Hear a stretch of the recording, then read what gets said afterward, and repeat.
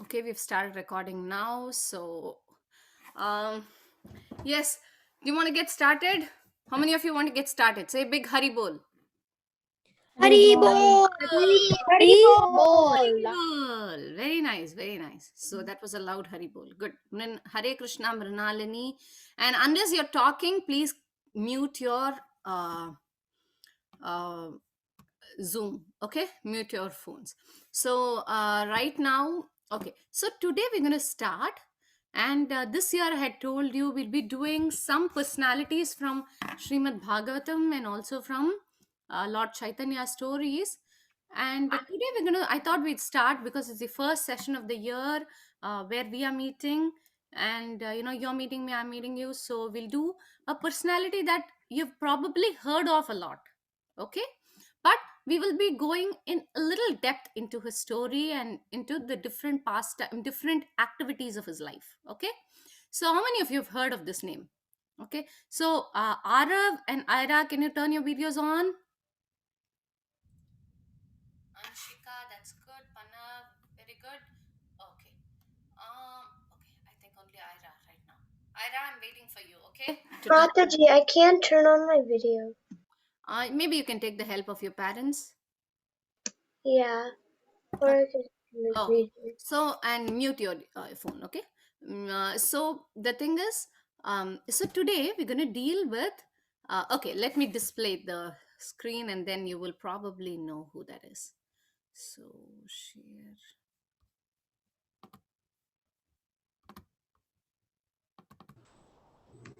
Aha. So can you see my screen? Yes, Mataji. Yeah. Yes, Mataji. Mataji. So, um, just a minute. Okay. So today we're going to deal with. We're going to talk about whom? King Parikshit. King Parikshit Maharaj. Okay, Parikshit Maharaj or King Parikshit, it's all the same. Um, just a minute. Yeah. So Parikshit Maharaj was. What all do you know about Parikshit Maharaj? Let's start with what you know so that I know what to cover. So what all do you know? Does anyone know anything about Parikshit Maharaj? Yes, Yashasvi. Yes. Tell me, what do you know? Parikshit Maharaja, so he was hungry. He wants to hunt a deer, and he was running with his horse, riding his horse. He was hungry and thirsty. Hmm. Okay, that's good. So anyone wants to add something, like what do you know? I'll give you 1 minute. We have 1 minute to do. Yes, Riyansh. Just one sentence, okay? So that everyone gets a chance. Yes, Riyansh. Parikshit Maharaj was taught the Srimad Bhagavatam from Lord Krishna. He was taught the Srimad Bhagavatam, very good, but not by Lord Krishna, but by Shukadev Goswami. We'll go deeper into that, okay? That's good, Riyansh. Very good.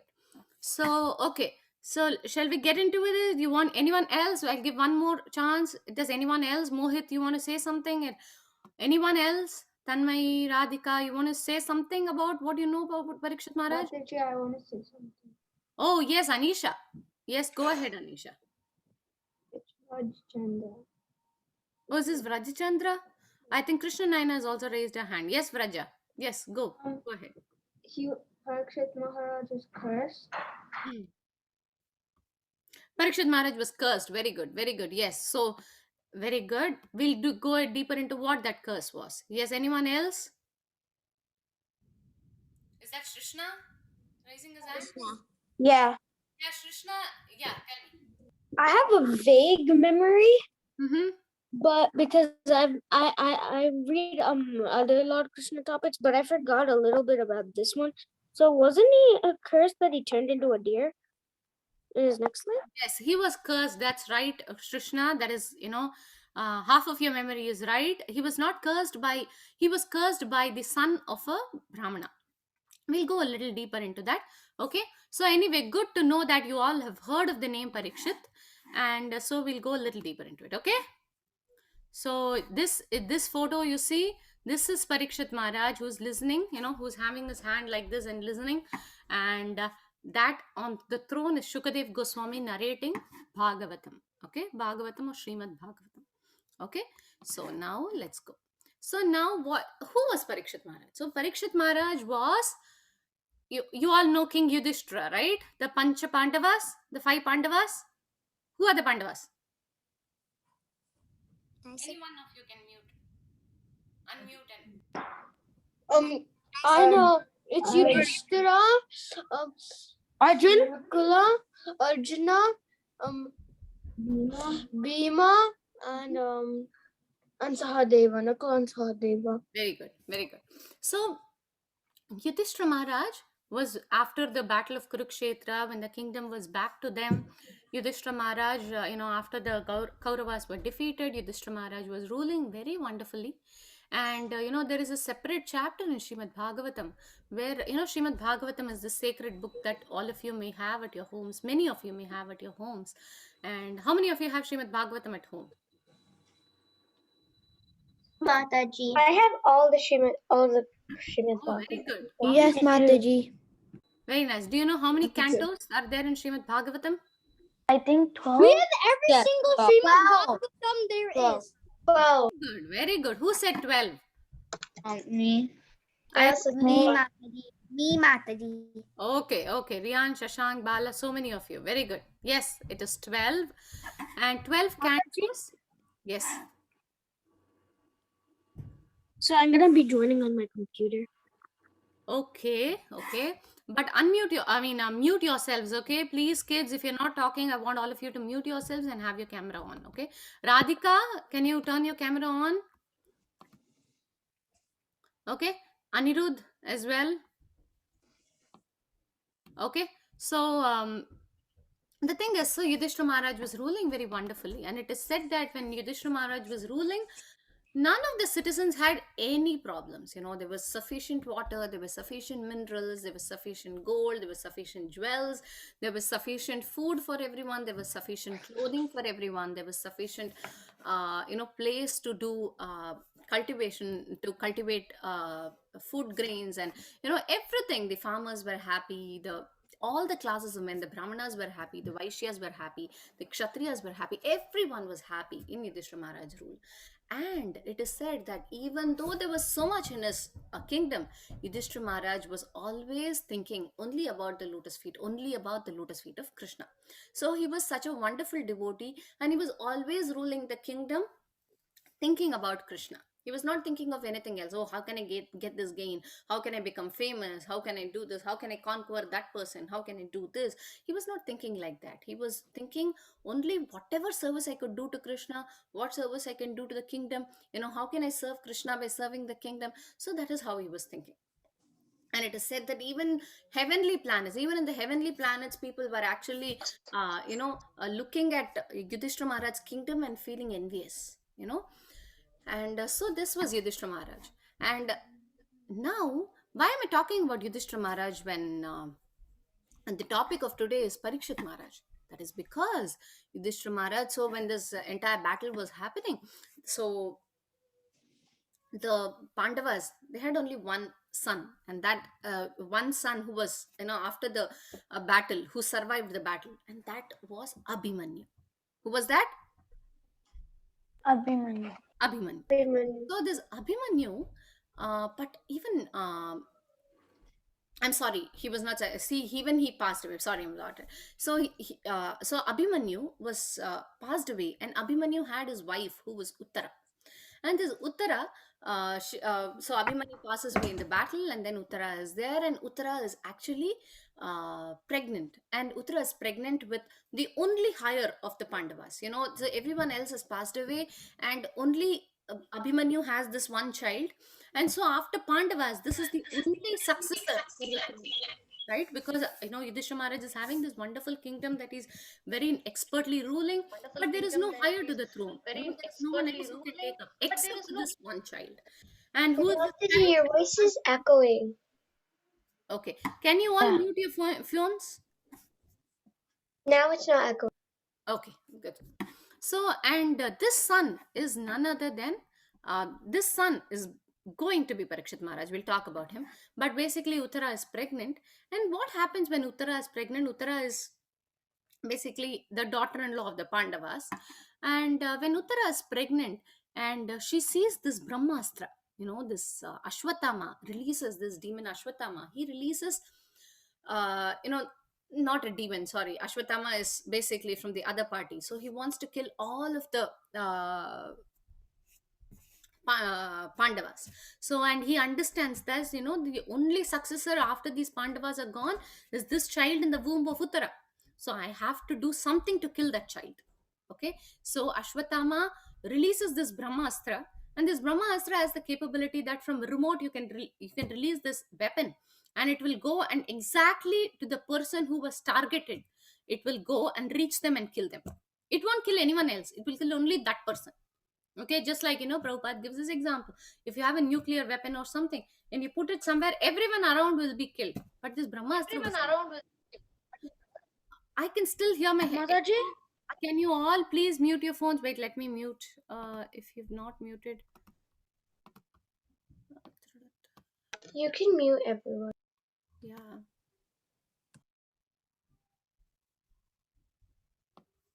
Okay, that's good. That's better. So, so this Brahmastra is being released, and then Uttara, she's pregnant and she has to save the baby in her womb, isn't it? So every mother, she's very protective of her children, and any harm that comes to her child, she doesn't. Yes, Shrishna, this is 9 to 11 age group. You're in the right class. Okay, so any harm that comes to the child, the mother does not look at it and so, just look at it. So she wants to protect this child in the womb, and so she immediately prays to Krishna, Krishna Vasudeva, Krishna, and she says, Krishna, please, Vasudeva, you please protect the child in my womb. The womb, someone is attacking, Ashwatthama is attacking my womb, the child in my womb will die, you please protect. And she surrenders to Uttara, completely surrenders to Krishna. And when someone surrenders to Krishna, what does Krishna do? Krishna just Helps them. He helps them. He helps them. What does he do here? Does he protect them or no? Yes, So he he does protects them. He protects them. Especially He surrenders to Krishna. protects them. Krishna is very happy. Krishna is very happy because they have accepted that they can't help themselves in the situation, and they can only help, only Krishna can help them. When you recognize that, you have surrendered to Krishna. You recognize that you can't help yourself and only Krishna can help you. When you understand these two, you have surrendered to Krishna. So, do you know of any other examples of surrender to Krishna? I think last year we dealt with a lot of stories with surrender to Krishna. Anyone, anyone else who is surrendered to Krishna like that? Yes.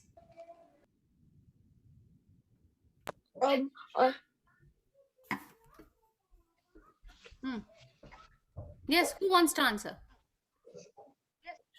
Shrishna, Shashank, Is it Lord Arjun? Arjun? Arjuna. Yes, very Arjuna. good. Arjun surrendered to Krishna and accepted Krishna as his Shashank, you spiritual master. copied me. And then Krishna started talking the Bhagavad Gita. Very good. Then who else? Arjuna, I said that. Arjuna, I said that too. okay. Okay, kids. I said that very good. first. Okay, anyone else other than Arjuna? The mother of the Pandavas. Okay, Kunti was a surrendered devotee. Yes, very good. And then who else? You know Draupadi? Panchali? I typed it in Panchali, chat. yes, Draupadi. Draupadi. Draupadi, yes, she surrendered to Krishna when she was humiliated in the assembly. And do you all know sorry? Last year we did this beautiful story. You all remember of the elephant who surrendered to Krishna? Who is that? Gajendra. Gajendra. Yes, Gajendra. So like this, so many different, and in all these stories, one common thing, common thread across all of these stories is that anyone who has surrendered to Krishna, Krishna will always protect. That is Krishna's promise. Okay, Name Bhakta Pranashyati. So anyone who surrendered to Krishna, Krishna will not let them perish. Krishna will protect them. So that is the glory of Krishna. And similarly here also, you know what Krishna does? Krishna protects Uttara. And how does he protect? That is another wonderful thing. So another wonderful thing. So you can all see my screen. Yes, Mataji. Yes. Okay. So Yes, Mataji. how does he protect? So when this child especially is in the womb, it is in its womb, it is in the dark womb of his mother, and then Krishna completely enters the womb and protects the child, gives a protective covering to the child and protects the child. So it is said that it is said that the Supreme Lord, if you anoraniyan mahato mahiyan, it is said, when the Supreme Lord can become bigger than the biggest, and he can become smaller than the smallest. So like this Krishna, he becomes it said that he was only the length of a thumb, you know he's only this small. Okay. And in our heart he is even smaller. Okay. He is only the length of the thumb, and he entered the womb and gave complete protection from the brahmastra, from the weapon that Ashwatthama was releasing. So now do you think the child would anything would happen to the child in the womb? No. No. Krishna was giving No. full protection.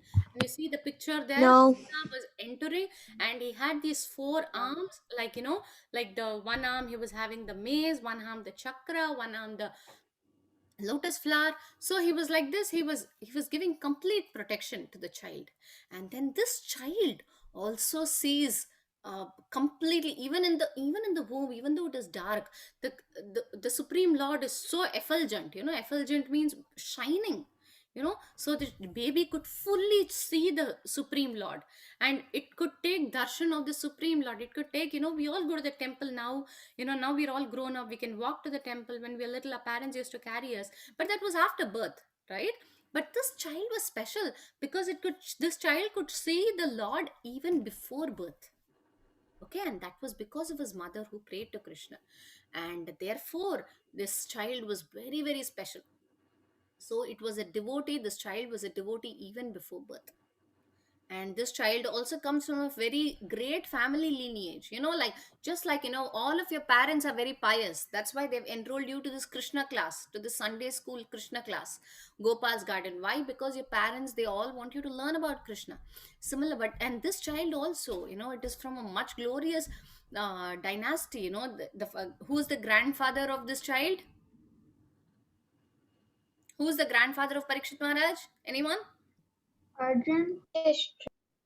Arjun, Yudhishthira, everyone, the five Pandavas. Yudhishthira, headed by Yudhishthira. So you can see the Pandavas were great devotees of the Lord. So this child being a devotee is no big thing. It is not surprising. But still, this child, anyway, the point is that the child saw the Supreme Personality, and it was protected personally by Krishna, by the Supreme Lord, even before birth. Okay. So, and then this child was born, and then when all the stars were perfect, when the astrological calculations were perfect, then this child was born. And all of the people, whenever a child is born, many times the kings, they will call the brahmanas and say, how does the horoscope of the child look, what kind of a devotee he will be, what kind of a person he will be, and things like that. And especially Yudhishthira Maharaj was very, very curious to know, because he was the higher to the throne. He was the person who was going to take up the throne after this, and there was no one else except him, right? So there was, because there was no generation after him, there was no one else to take up the throne except Parikshit Maharaj. So Parikshit Maharaj was the only person who could become the king after whom? Yudhishthira Maharaj. Yudhishthira Maharaj, yes. So Yudhishthira Maharaj was very curious, and then all of the brahmanas, they said, "Oh, this child is going to be exactly ruling like Lord Rama.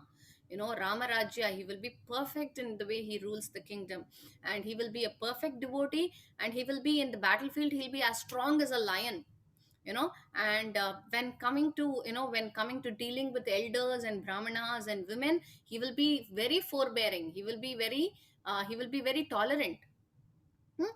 And then he will be very he will offer everyone shelter. Like this, they all kept glorifying Parikshit Maharaj, and he will be a first class devotee. That is what they said. And even this child was called Parikshit. you know You know why this child was called Parikshit? Anyone knows? Okay, how many of you in your local languages, what do you call, anyone knows, like for example, I think many of you speak Telugu, Tamil here. What do you call, what do you call an exam in Tamil? In or in your language, whatever your language is, Hindi. I think that Parikshit means like someone who has seen Krishna. Parikshit. Since my own language is Kannada, it's called Parikshit. Parikshay, that's what it's called Yeah. in Canada. Yeah. Okay, good. See, so in Tamil also it's called, I speak Tamil, so I know. Same as Parikshit. Yes. Anyway, so the point is that in even in our local languages, you know, we call an exam as parikshay or pariksha or something similar. You know, the word, the root word is similar. So basically means someone who was examining, always he was examining. You know, what was he examining? Whenever, even as the child was born, you know, even when he could not even like walk or crawl or anything, even as he was born, he was just looking at everything and saying, is this the person I saw in the womb? Is this the person I saw in the womb? Is this the person I saw in the womb? So, Lord Krishna. he saw Lord Krishna, but he was always searching for Lord Krishna. He was saying, see, I saw this wonderful, such a beautiful, magnificent personality in my womb. Where is that person? Where is that person? Where is that person? So he was always examining, where is that person? Where is that person? So he became called, to be called Parikshit, because he was always examining and always looking after Krishna. He was searching for Krishna. And also there was one more name he had, is Vishnu Rata, or one who is always protected by Vishnu. Even from birth he was protected, before birth, right? So, and also as Parikshit Maharaj was growing up also, he was only playing with Krishna toys. And the way he was brought up by the Pandavas, like they were telling him stories about Krishna, their illustrious the stories in which they were being protected by the Supreme Personality of Godhead Krishna, by how Krishna protected them at different instances. So like this, Parikshit Maharaj had a very devotional upbringing, right? So any questions still here? I'll pause here. Any questions? No questions? All good? No. Good, very good.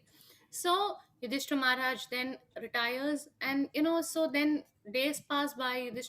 Parikshit Maharaj grows up into a young man, and then Yudhishthira Maharaj retires from this material world, because you know those days they would not be king until they are 70 years, 75 years, 80 years, till death or something like that. They would retire very timely, in the sense that they would retire after a particular age, like 50 or 55 or something, like 60 or something, and retire to the forest, so that they can do meditation and understand Krishna and go back to Godhead, you know so that was the way they would do. They would go to the forest after a particular age, and that is exactly what the Pandavas also did. And Yudhishthira Maharaj, even though he had such a huge kingdom, he left look at this picture. He looks like, very like a mendicant. He looks like a very poor sannyasi or someone. He's wearing these robes and just holding a stick, and unkempt hair. So he's not. They're not very bothered about their appearance. They just leave everything, and then they go to the forest. And this happened, and then Parikshit Maharaj said, Parikshit Maharaj became the king. And when Parikshit Maharaj became the ruler, what kind of a ruler do you think Parikshit Maharaj was? Was he a good ruler, or moderate ruler? Dharma ruler. Huh? Good ruler. Dharma Good ruler. Dharma ruler. Oh, good ruler. good ruler. Yeah, good ruler. Someone's drawing on the screen. Yeah, I know. I know. Kids, listen to the class. Okay. So yeah, and I see a lot of videos are off. I'm very unhappy about that. Can you all switch on the video, children? Yes, very nice, very nice. Suvir, Shrida, Damodar, For Gopal. me, signal's better when I turn off my camera. Okay, then Atharva. Okay, all of you have your videos on. That's good. That's good. Okay. So Ira, I can't see you though. Your video is on, but I can't see you. I'm right here. Okay. Okay, kids. Okay, let's resume the class. Okay. So, that's what. So Yudhishthira Maharaj retires, and then Parikshit Maharaj becomes a king. And Parikshit Maharaj is also, as much as his grandfather, Parikshit Maharaj is also a very illustrious king. And it is said that when he used to perform sacrifices, even like common men could see the demigods. Generally you have to go to the heavenly planets if you have to see demigods. But so such opulence, no one was struggling for food, clothing, shelter. Everyone was happy. All of their problems, if at all they had any grievances, they were addressed very quickly. And no animals were harmed. There were no illicit activities like gambling or intoxication, nothing, no bad habits. So everything was in a very such a very Good wonderful. life. And then it is Wait, said Parikshit was a bad guy? No. Parikshit was a very good ruler. Okay. Okay. And yeah, it's so this was all going on. And once what It says he was on his way to conquer the world. sorry. It says like a That's Parikshit. not bad. That he's a king. Yes, he is. Yeah. So what happened is, I mean, he's a king. That's pretty much yeah, what on he's the way to supposed to do. conquer the As world. long as he's a Okay, good yes, yes. Napoleon. So when he was Wait a minute. when Parikshit Maharaj was going, and he had to conquer some kingdom, and he was walking, then he saw so he saw two animals. Okay, so he saw one cow and he saw a bull. What did he see? He saw a cow and a Bull. bull.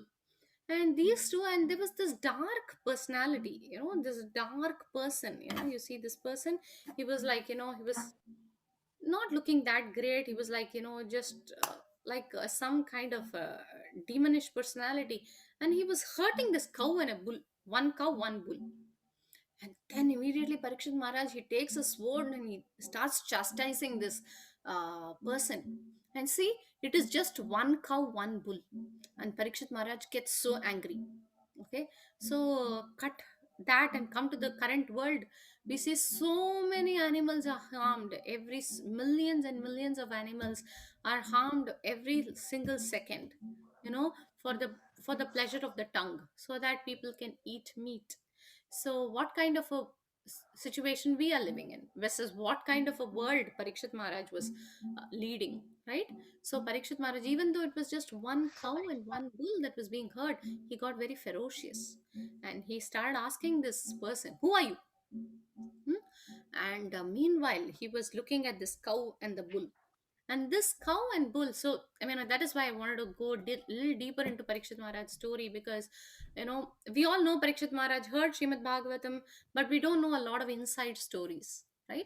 So um, and this cow and bull, so and this um right, this cow was actually Mother Earth, and this bull, this bull had only one leg. If you see this picture, the other three legs are not there, only one leg was there. The other three legs were, in this picture they are hidden. So there was only one leg for this bull, and it was just very, with a very difficult manner it was standing. And there were, the other three legs were absent, only one leg. And then this cow was there, this cow was also sobbing, and this bull was also very, very unhappy and not able to even stand. And such a pathetic condition, and the king was very pathetic. The king was very pained to see this. And so basically what this bull represents is dharma. So dharma means the way of life. Dharma means how someone should behave. Like for example, you take sugar. Okay, when do you call it sugar? When do you call something sugar? When do you call something sugar? When it's white and sweet. Very good. When it's white and sweet. Okay. But suppose something is not, suppose the sugar is not white. Okay. You can even have brown sugar or cane sugar. Yellow. Hello, can you hear me? Hare Krishna. Yes. I can hear you. So you can even if it is not I white, can hear you, Madhav. even if it is brown, you can call it cane sugar. But if it is not sweet, can you call it sugar? No. You can't can't call it sugar. So the dharma of sugar is to be sweet. That is the dharma of sugar. If something has to be called sugar, it has to be sweet, right? Yeah. Otherwise, it could be even salt. It could be white, but it could be even salt. So, Yeah. similarly, when it is not adding any saltiness, right, you cannot call it salt, right? So, similarly, so that is the dharma of sugar, to be sweet, right? Or gulab jamun. The dharma of gulab jamun is to be sweet. If it is not sweet, you can't call it gulab jamun, right? So, similarly, dharma means what someone has to do, and if someone is not doing that, they are, they cannot even be called, like for example, human beings, if they don't follow their dharma, which I will talk about, is to connect, is to have these four virtues and connect with God. If they are not able to do that, they are not even leading a humanly life.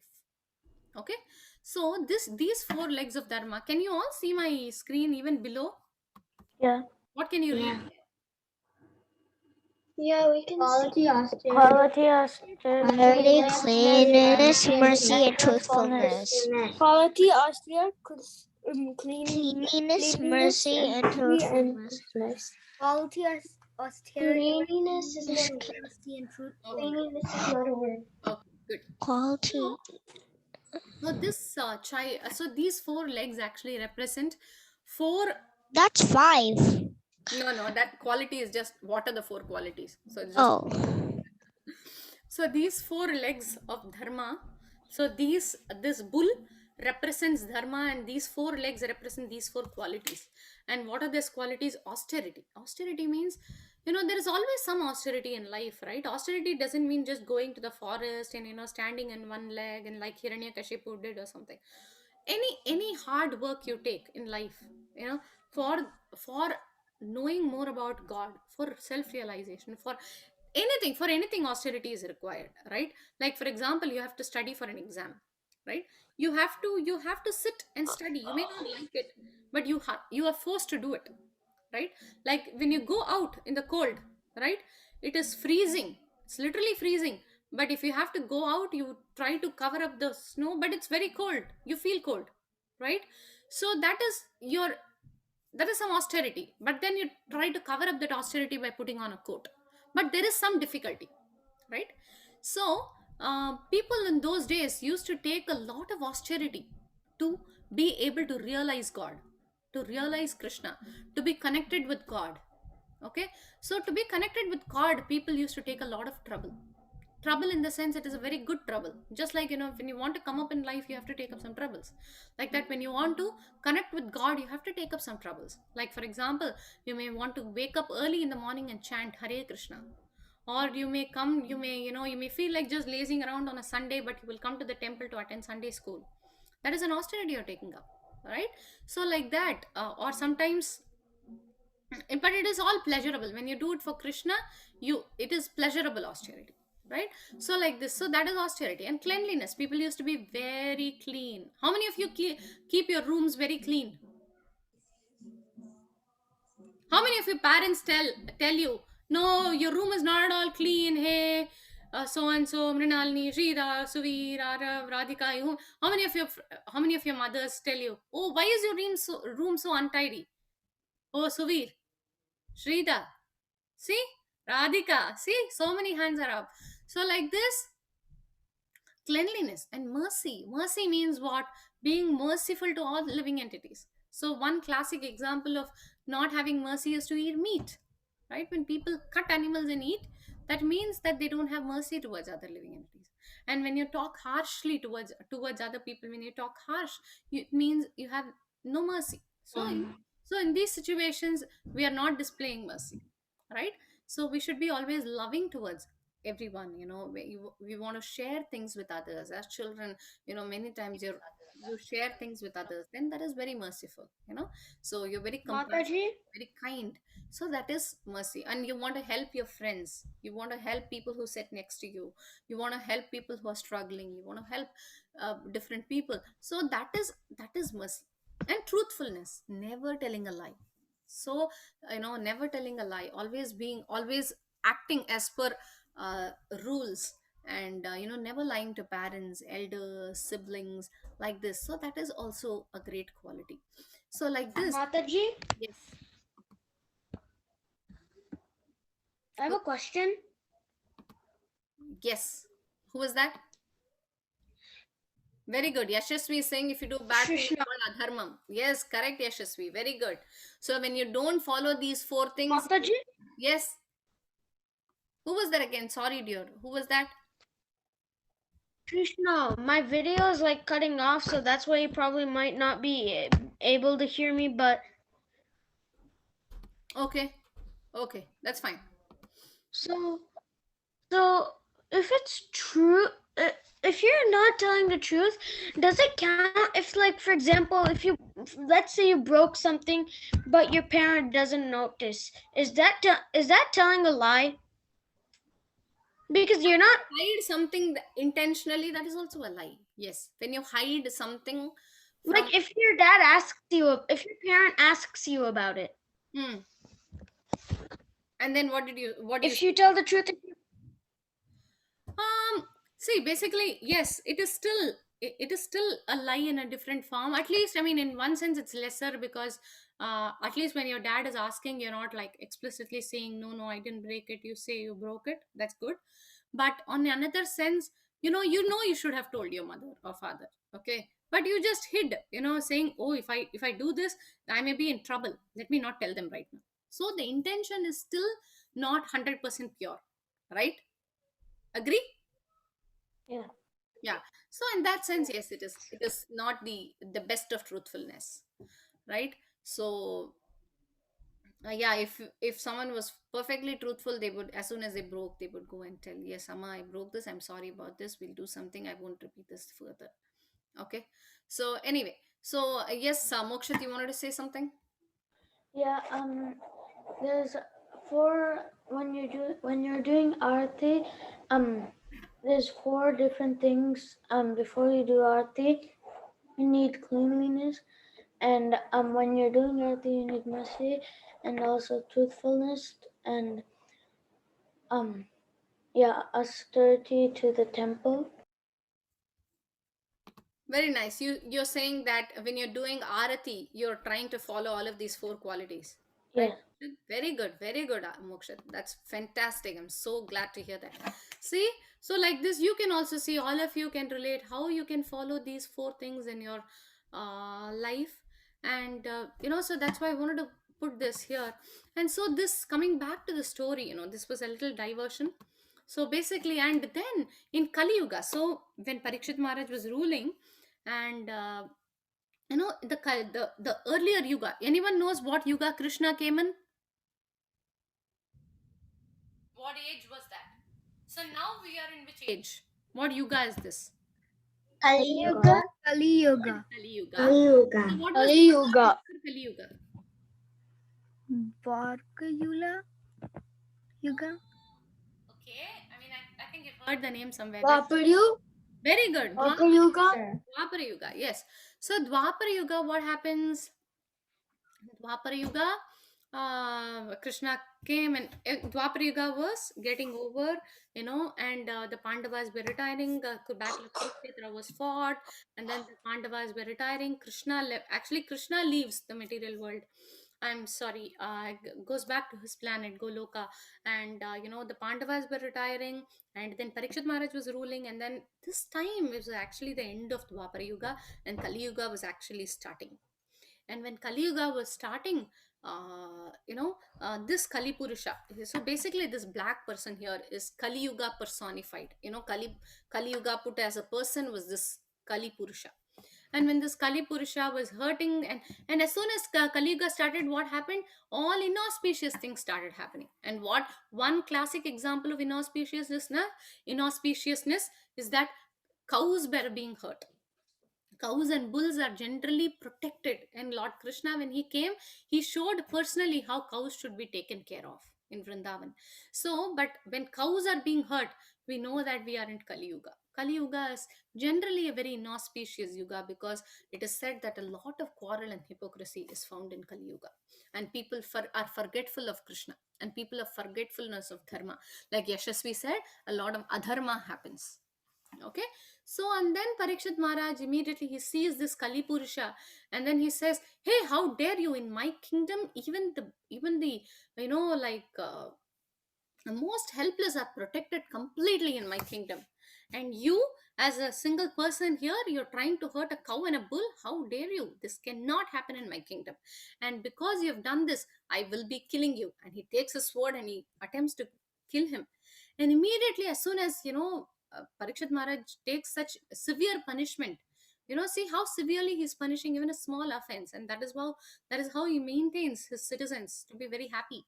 And citizens means not just the people. Citizens means not just human beings. Citizens means cows, the dogs, the cats, the animals. Every animal is protected. Okay, and most importantly, the cows are protected because the cows are our mothers, right? So Parikshit Maharaj says this, and then Parikshit Maharaj, and then immediately Kali Purusha, falls down, falls at his leg, and says, "Please, please, please, please don't kill me, don't do anything to me. I'm actually Kali Purusha. I have come. I have to reside in Kali Yuga." Okay, so this Kali Yuga is coming up. I have to reside. Just a minute. Yeah, you please give me one particular place to stay. Like Duryodhana, he does Radharma. Yeah, okay, yes, yes, Yashasvi, you're right. So give me some place to reside. I have to reside here. I am also part of your kingdom.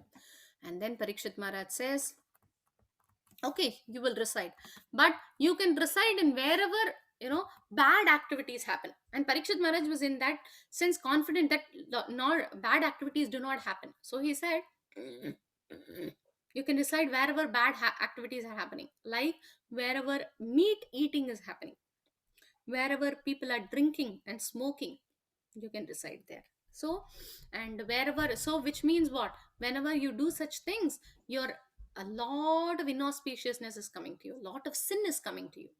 So he said, you can be in at places wherever there is a lot of sin, you can go there, and you will create more sin, right? So wherever meat eating is happening, wherever intoxication is happening, wherever people are gambling for money, you know all of that is wrong. You shouldn't waste Lakshmi like that. Lakshmi or money should be used only in Krishna's service. Gambling is a very whimsical way in which you lose all your truthfulness, right? So like this. And mercy, if you want to actually have mercy, you should have mercy towards all living entities, so you should not be eating meat. So when you want to when you want to be austere, you should not have you should lead a very disciplined life without intoxication, without smoking, without uh, drinking, and all of that. So like this, dharma should be followed. But then wherever adharma is there, you can go there and reside. So Kali Yuga, and Kali Purusha was happy, and he went. And so in this way, Parikshit Maharaj even protects a bull and a cow that comes to him. And then later, Parikshit Maharaj was in this way ruling, and Kali Yuga was slowly starting, but the Dwapara Yuga was slowly, coming to a close. And then once when Parikshit, like, some of you mentioned at the beginning, let me see how much time I have. Okay, I have 10 more minutes. Okay. So, like this, when Parikshit Maharaj was hunting, and one day he was hunting, and he became very extremely fatigued, and he went to this forest, and he went to this hermitage. He went to a small cottage where this very nice devotee was there. And this devotee was meditating with his half eyes closed, and he was actually seeing Vishnu, and he was meditating on Vishnu. And he was a very calm and composed sage. And this Parikshit Maharaj was very tired at that time. And you know what he comes and asks? What does he ask him for? For water. Good. For water. He comes and he then asks for water. And when he comes and asks for water, the sage doesn't reply because he's in deep trance, he's in meditation. And then Parikshit Maharaj immediately gets angry. I mean, he's the king. And somehow, in a fit of rage, he becomes angry. I'm the king.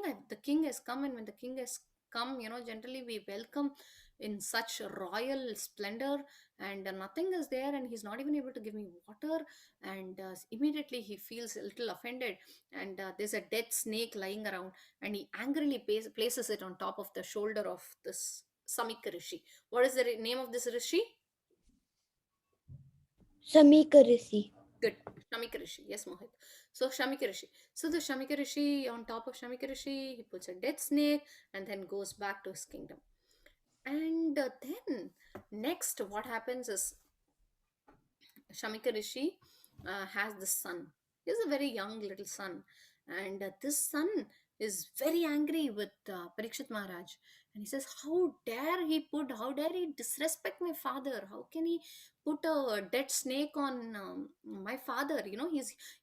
Someone talks bad about your parents. Will you feel bad or not? Or someone you love, will you feel bad or not? Yeah. Yeah. You feel very angry, isn't it? Someone talks bad about your mother, father, or sisters, or or your friends. You feel very angry, or someone is humiliated or something. You feel very angry at them. How dare you do this? So similarly, this son of a rishi, a son of the rishi Shamika Rishi, was very angry, and he said, "Say, I'm gonna curse this." King. He may be a big king, but I'm a Brahmana. I'm the son of a Brahmana. If I curse, he will become nothing. So let me curse him. He has done a big thing. And he curses that from today, on the seventh day, okay, this Maharaj Parikshit, this so called great king Maharaj Parikshit, will be killed by a snake, will be bitten by a snake bird and be killed. And oh my god, this was the turning point in Parikshit Maharaj's life. And then he comes back to Shamika Rishi, and Shamika Rishi hears this, and he hears this and he says, "Oh Krishna, my son has cursed this great king Parikshit Maharaj." And then he realizes, actually that is when he breaks from his meditation, and he realizes, he sees the snake around his shoulder, and he sees, and then hears of the curse of his son. And then what does this Shamika Rishi do? What do you think he would have done? He's a great devotee, Shamika Rishi, but you think he would have said, what do you think he would have said? He cursed his son. Oh, Okay, he just said, why did you do this or something like that? very good. Yes. So you don't think Shamika Rishi would have also felt, how dare Parikshit Maharaj does this or something? No. No? Okay. So yes, I mean, Parikshit Maharaj, Shamika Rishi is a great devotee. And he actually tells his son, "Oh my God, alas, what a great sinful act was performed by our son. You have given, it was a very insignificant offense, it was just a dead snake around me. It was not like, I was killed or even otherwise. It was not a very great offense. It is just throwing a death. And for this insignificant offense, my son has given such a huge punishment to the king of this world. Who was Parikshit Maharaj, coming from the lineage of Yudhishthira Maharaj, such a great king. And my son has cursed, and and also because of this, the king will be killed. And because the king is killed, there will be a lot of calamity in the country. Like people will not listen to everyone at the ministers, that there is no king to rule, the women will be exploited, the children will be shelterless. So many things will happen, so many calamitous conditions will happen. The kingdom with all the cultivation will not be properly overseen, there will be less food. So many things will happen when there is no good kingdom. Like for example, now we had COVID, right? So in COVID, there was you know at least the country was managing, we were taking tests and people were administered, people, there were good hospitals to take care of people. So this is all happening because there's a government functioning, right? But without a government, when the king is there, when the president is not there, when the king is not there, then the government, the entire country becomes very lost. So like this, people will curse us, and all of that sin will come to us. And then this way, Shamika Rishi is very forgiving, being a devotee of the Lord. He doesn't take the offense very seriously. That is the greatness of Shamika Rishi. He takes it very lightly. It doesn't matter to him. Only his devotion to Krishna matters to him. So, and then Parikshit Maharaj, also on the way back, he repents. See the wonderful thing, a devotee between devotees. So Shamika Rishi also does not take that offense seriously, and then Parikshit Maharaj also, he is not saying, "Yeah, I'm the king." So it's well deserved. He is, as soon as he finishes and he's coming back, he's realizing, oh Krishna, what an offense I have committed. What an offense I have committed. I shouldn't have done that to Shamika Rishi. And as soon as he hears that he's going to be killed in 7 days, by this bird, I'm sorry, by the snake, he's actually thinking, it is actually good news. Will someone think like that? Will you think like that when you, for example, someone is, dying? Will you think it's good news or bad news? Bad Bad news. news. Then why Bad is news. Parikshit Maharaj thinking like this?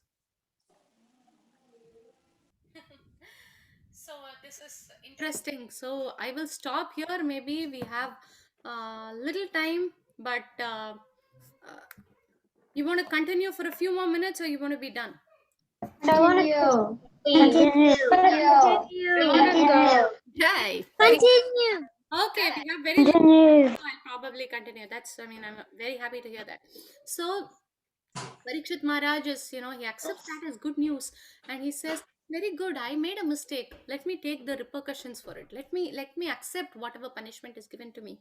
And actually, it is a good thing, because I can, I when if I know, because in one sense, Parikshit Maharaj was fortunate, and he considers himself fortunate, because he says, so many of them, they do not know when they die. Have you heard? Do any of us know when we're going to die? No. Some people die at 20, some people at 30, 40, 50, 60, 70, 80, 90. I don't even know We don't even know. because we're kids. And at that time, we don't know what's going to happen after death. But Parikshit Maharaj takes it as special mercy of Krishna, and he says, only 7 more days. Okay, so let me take this as an opportunity to go closer to Krishna, right? And to hear Krishna Katha, to listen, to fix my mind in Krishna, fix my mind in meditation, fix my mind in hearing Krishna stories, and thus I will perfect my lifetime. Okay, so this, in that way, it is good news, because no one knows when they're going to die. I know in 7 days, exactly 7 days, I'm going to die. So I know that. So I'm very fortunate. See how he's such an optimistic person. See, devotees of the Lord, they always take everything in the good way. So, what can we learn from Parikshit Maharaj here? What do you think we can learn from Parikshit Maharaj here? We should always be grateful for what abilities we have, Very good. We And should to be look at very the and grateful. bright side of also it. we Yes. need, and we should make light of the situations that are serious. Very good, Shrishna. Yes, we should take account of what situation we have, and we should make the best out of the situation we have. Right? He was not complaining. Why is he's an ordinary Brahmana, son of a little child Brahmana, and he cursed me? How dare he? I will. Actually, it is said that even Parikshit Maharaj was such a great king and devotee. He could even counteracted that sin, counteracted that curse. He could have cancelled the curse. But he didn't do that. He accepted it, right? Because he gave respect to the Brahmana. And also we can learn that Parikshit Maharaj, even though he made a mistake, he repented, right? That is also a very good quality, repentance, right? So like this, so many good qualities we see in Parikshit Maharaj, and he was a great devotee. And as soon as he heard about his death, he didn't plan a vacation to Hawaii. He didn't plan a vacation to California. Oh, I'm going to enjoy only 7 more days. I don't know after that where I'm going. What will I do? No. Parikshit Maharaj was a very serious devotee. So as soon as he heard that, immediately he left everything. What kingdom? What big, in the royal food? He must be having gulab jamuns and rasagullas and samosas every single day. Grand food, grand clothing, all silken garments, and grand palace, big palace. So many citizens, so many people respecting him, saying Jai Parikshit Maharaj, Jai Parikshit Maharaj. He's a great king. So many things. So he left his fame, he left his name, he left his kingdom, he left his palace, he left his relatives, his children, everything he left. And then he just goes to the bank of the Ganges and meditates on Krishna. And he's praying to Krishna for forgiveness, and he's praying that he make best use of these 7 days to think about Krishna. So this is the glory of Parikshit Maharaj. So even as I speak this, I'm overwhelmed with the amount of abode of good qualities that Parikshit Maharaj had. and he was only his only thing was to always think about Krishna. And he was always, so which means what, if he could leave something very easily, which means what, he was always convinced that that could not give him happiness, only Krishna could give him happiness. Right, today they're all talking about Valentine's Day, where people celebrate relationships. But actually, we can also celebrate Valentine's Day if we accept Krishna as our only dearmost friend, right? Because every other relationship in this material world, there is always some rift here. Not even my mother? Yeah, you can definitely. That relationship is there. That's a very loving relationship between mother and son, father and son, between siblings, between husband and wife. These are all very loving relationships. But one thing, children, is that even though these relationships are very loving, they are temporary in nature, which means after this life, we don't know where we're all going to go. And also, even our parents or our siblings, they may have limitations in helping us. Like, when you're, suppose you're very sick, right? Only the Supreme Lord can help you, because he can turn over situations. Our parents can help us. They can give me medicines. My mother can help me. She can give me medicines. She can, take me to the doctor, things like this. But ultimately, the solution comes from the Lord. Ultimately, the nivarana, the medicine, comes from the Lord, right? So like this, if we see that every other person in this world, they have limitations in helping us, but only Krishna doesn't have any limitations in helping us. He can help you in whatever way you want. He can suddenly bring you a helicopter, he can suddenly bring you this, he can suddenly bring you that. He can turn over situations. Like Draupadi, no one thought she would get unlimited saris. No one had ever heard of unlimited saris before, right? You all know a sari is like what, 2 meters, 3 meters, like that. But no one knows a sari could be unlimited. So Krishna can uh, devise ways to help. So like that. So, and in this way, I don't want to extend further, children, but basically, Parikshit Maharaj, and then at that spot, Shukadev Goswami arrives. And Shukadev Goswami, all of the sages arrive there, like Narada Muni, Vyasadeva, and many other great sages. They are all there, right? And they're all present. And Shuta Goswami, so many of these sages, and they're all listening to what Shukadev Goswami is going to speak. And in these 7 days, Parikshit Maharaj fasts until death. He doesn't have even a single drop of water, or dried fruit, or prasadam, or any kind of anything, no intake, just intake to his ears, which is Krishna Katha. And then Shukadev Goswami, very glorifying, in a very glorifying manner, he talks about the glories of Krishna. And he talks about how Krishna is born, the different devotees of Krishna, Prahlad Maharaj, different avatars of Krishna, Narasimha, Varaha, like this Dhruva Maharaj, different devotees like Dhruva Maharaja, Prahlad Maharaja, Gajendra Moksha, about Gajendra, about Prithu Maharaj, about Vritrasura, so many devotees, so many asuras. And so in this way, about Lord Ramachandra, like this, he continuously talks about the glories of Krishna.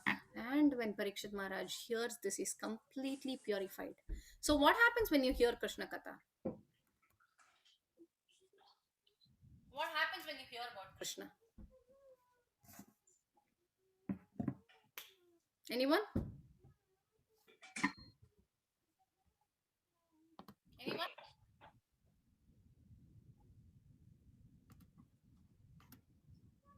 You become purified. Yes, Vrajachandra. You're right, Vrajachandra. Yes. Yeah, you become purified. Very nice. So you become purified of all your sins. Your consciousness becomes purified. You don't feel like doing anything bad, you know. So like this, and then you all get purified. Parikshit Maharaj was getting purified this way, and then as soon as he was fully purified of all his sins, he went back to Godhead. And this is the way one has to go back to Krishna. If someone really wants to go back to Krishna, this is the way. Someone has to continuously think about Krishna. And when someone continuously thinks about Krishna, how to serve Krishna, how to eat Krishna prasadam only, how to, how to follow Krishna's instructions, how to be obedient towards parents, like this, if they're continuously thinking about Krishna's instructions, they can be purified. And this way, Parikshit Maharaj goes back to Godhead. Parikshit Maharaj ki. Jai. Yay! Yes. Yay! So I had some activity. I want to do some activity time, and I also want to do a Kahoot with you. So what we'll do is next class, next Sunday, we are meeting again. I'll be meeting you again. So we'll start with a Kahoot quiz, and we'll do one activity. Yes. We'll revise this, and then we'll start our class. Is that okay? Does that sound good? Okay. Make sure you join on time so that you don't miss the quiz, okay? Okay, Okay. Mataji. Please. Bye, Thank you, Mataji. Mataji. Not yet, not yet. Not yet, not yet. Please, I just have to take a screenshot. Oh my God. Okay, 1 second. Maybe you should do it in the beginning.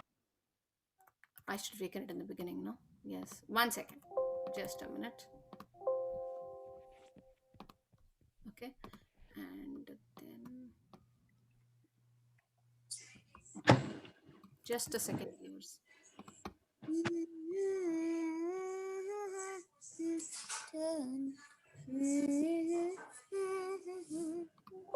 Okay, thank you, children. I hope you liked the class. Hare Krishna, Mataji. Mataji, thank you very Hare much. Krishna, Mataji. Hare Krishna, Mataji. Bye. Bye bye. Bye. Bye.